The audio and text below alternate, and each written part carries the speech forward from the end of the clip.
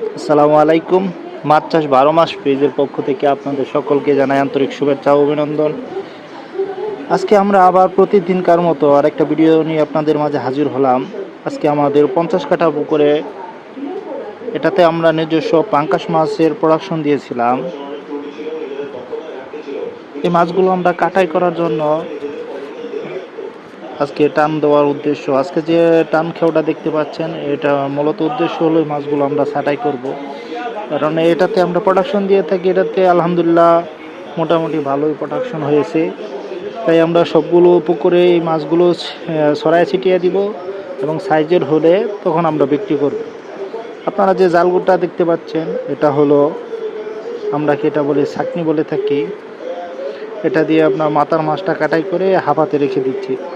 এই মাছটা আমরা আরেকটা পুকুরে নিয়ে রাখবো। এই মাথার মাছটা মূলত কালচারের জন্য উৎকৃষ্ট, এর চাহিদাও বাজারে বেশ মাশাল্লাহ।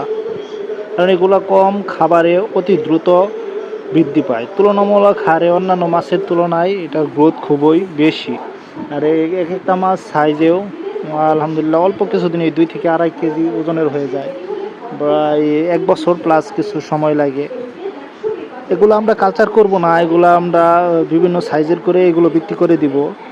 আমাদের মূলত উদ্দেশ্যই হলো এই মাছগুলোকে বিভিন্ন পুকুরে বা ধাপে ধাপে ছাঁটাই করা। এক এক পুকুরে এক এক ধরনের মাছ থাকবে। এই পুকুরে যে মাছগুলো থাকবে ছাঁকনির মাধ্যমে যে মাছগুলো বের হয়ে যাচ্ছে এগুলো থাকবে, এগুলো মূলত ছোটো সাইজের মাছ। এটা বড় হলে আমরা আবার আরেকটা পুকুরে আলাদাভাবে মাছগুলো ছাঁটাই করে দিব। এখন যে মাছগুলো দেখতে পাচ্ছেন এটা আনুমানিক প্রায় 1500 কেজির হবে। আমরা এটা আমাদের পাশে আর একটা পুকুর আছে ওটার মধ্যে পাঠিয়ে দিব। পর ভিডিও শেষাংশে আপনারা দেখতে পারবেন। মাছগুলো আমরা মূলত মেপে একুরেট করে তারপরে আরেকটা পুকুরে ছেড়ে থাকি। কারণ পাঙ্গাস মাছ তো আপনারা যারা চাষ করেন তারা বুঝতেই পারেন, কারণ এটাতে খরচের পরিমাণ অনেক বেশি, তুলনামূলক অন্যান্য মাছের তুলনায় খাবারও দিতে হয় বেশি। তাই আমাদের যদি সঠিক ধারণা আইডিয়া না থাকে যে পুকুরে কতগুলো মাছ আছে, তখন আমরা সেই পরিমাণে খাবারটা দিতে পারবো না। তাই আমরা মাছ দেওয়ার আগে আমরা কোয়ান্টিটিটা যাচাই করে নিই যে কতগুলো মাছ আছে, তারপরে আমরা সেই অনুপাতে খাবার দিয়ে থাকি। আমরা মূলত এই মাছগুলো এই নেটের হিসাবে মেপে থাকি। আমরা এই এক একটা নেটের মধ্যে 2.5 কেজি বা 2 কেজি ধরে থাকি।